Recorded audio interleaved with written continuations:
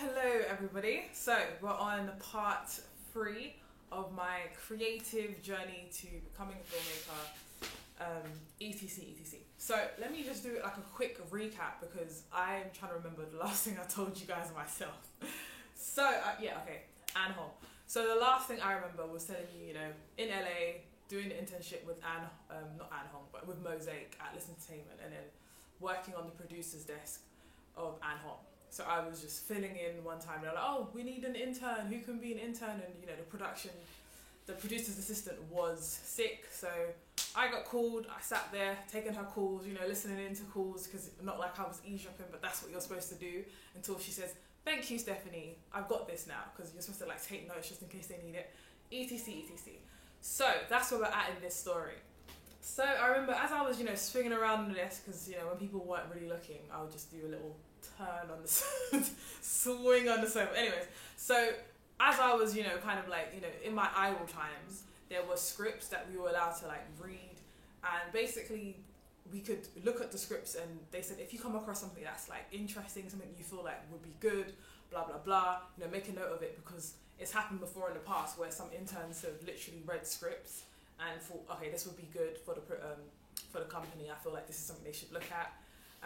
Giving it to somebody maybe the intern coordinator, and the intern coordinator then gives it to the next person, so on and so forth, and that script actually becomes something which is produced. So obviously it happens zero to never, but it had happened before enough for the person to say that it could happen, so keep your eyes peeled. So basically it's just an incentive not to be lazy on the job, and not to just not take into account that reading the scripts could be beneficial to you, learning, but also it could bring you something bigger than that, a production which you could say you found, and get some credits, whatnot.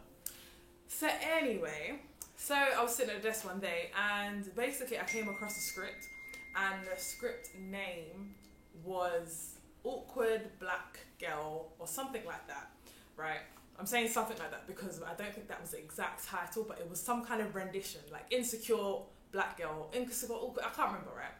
But long story short, obviously by now you're going to catch on to where I'm going with this. So when I started looking at it, I was like, wait a minute, this reminds me of this YouTube thing called Awkward Black Girl. Obviously, there was a link. It was Issa Rae sending in her script to the production company to see if it's something they would consider producing. So a lot of those kind of scripts come into them, and then obviously as interns we sifted through those.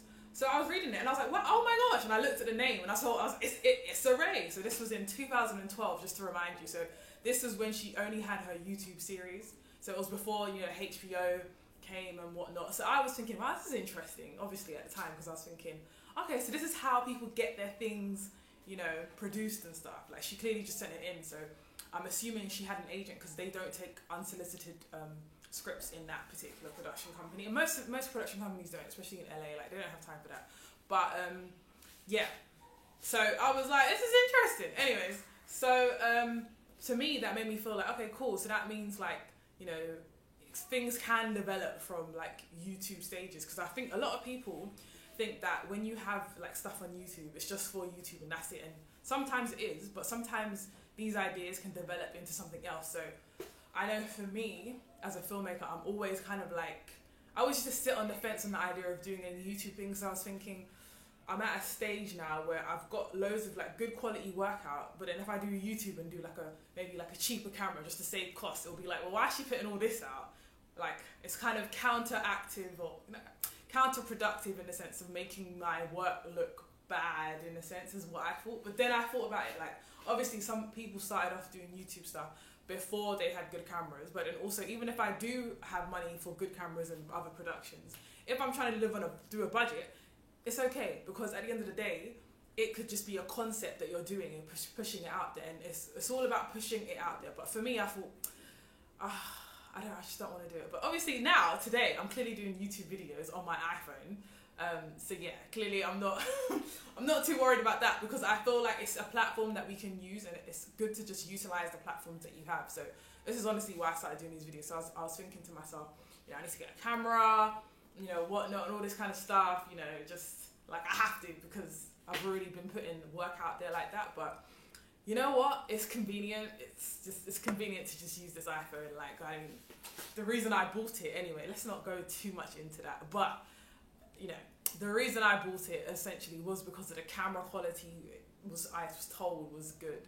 And I was Samsung before then. I was Samsung since birth.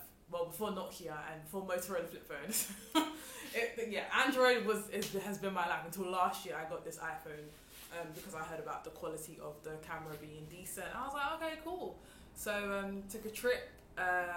Some people know about that trip because they were there too, Portugal. And I was like, I need a good camera. And decided to just let's just keep this camera, cool. So anyway, back to the story.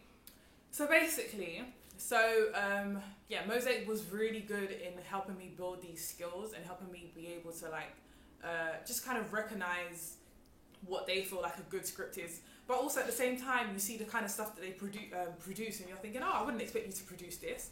That's one-offs, and that depends. So an example would be this movie. I can't remember the name right now. If I do remember, I'll insert it. But it's a movie with a bunch of celebrities, and it's about the world ending, and it's based on kind of the biblical story of things happening, people disappearing, and it's a big, a very huge slapstick comedy. And this, I remember reading it, right, because they told everyone to just, let's read this, tell us what you think. And in the conference room, everyone was like, yeah, it's okay, but it just seems a bit it hasn't got a lot to it. And I think, they went around asking everyone. I was like, yeah, I feel it's a decent script, but I mean, I think it can be improved for sure. I feel like they have a funny kind of concept, but I feel like the way they've kind of executed it isn't it didn't appeal to me that much in comparison to the other scripts I've read. And they were like, okay, well, after getting all of our opinions as interns, so we're producing this movie. And we were like, what?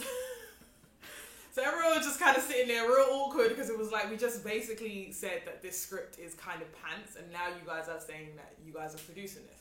But what they did is attach a whole bunch of celebrities to it, so people still watched it. And a lot of things, or a lot of stuff people don't know, when it comes to executive producing, you can still make money regardless. It doesn't, your film doesn't necessarily need to hit the blockbuster charts for you to recoup your profit. As soon as you attach yourself as executive producer, you're already going to make a money that is set in your contract. Do you know what I'm saying? Or set in the contract, bam, this is what I'm doing, this is the money I'm making, done. So even if it doesn't bang, as we say in London or wherever, even if it doesn't, it's still actually going to give you money, and you could get a good amount of money. So you're probably the only person, one of the only people that's really winning, because you get paid regardless. And then if it is a profit, or if it is a success, you get paid the profits. Do you know what I'm saying? So it's a win-win. It's a win-win. So yeah, and they did produce it, and I will insert the movie title because it's really bad that I don't know it right now, because you can't even put you can't put two and two together, but I'll insert it so you'll see it right here. Oh, okay, that's the movie she's talking about, right? So yeah, so this movie was out there, and it pretty much came out like we read it. But because there were so many celebrities attached to it, people watched it. You know what I'm saying? People watched it, people wanted to watch it, and they were able to, I'm sure, sell it to, I think it went straight to an online platform at the time, but I can't remember. Or I'm not sure if it went straight to DVD. But anyway, so that was basically kind of a summary of working in Mosaic as an intern. 2012, I think I was 19 or 21, or I can't do it. Let's not do any counting. But anyways, so it was my last year of studying law. So when I got back to London after this experience in LA, this, that, and the other, all buzzed up, I went back to starting my last year of my law degree. So you can kind of imagine, it was kind of and it was back in London doing this law degree, and it was final year. So it was intense, but obviously, you get through it. Doesn't matter the what I got through it on, everyone wants to get a first, but anyways, so point being, I was able to pass, move on, and then when I finished with my law degree, I went straight into working in a law firm. So this definitely is a segue point in the journey, but we will continue that next time because it's 10 minutes on the dot right now. And yeah, I like to keep these videos short so I need, break, water, and, just...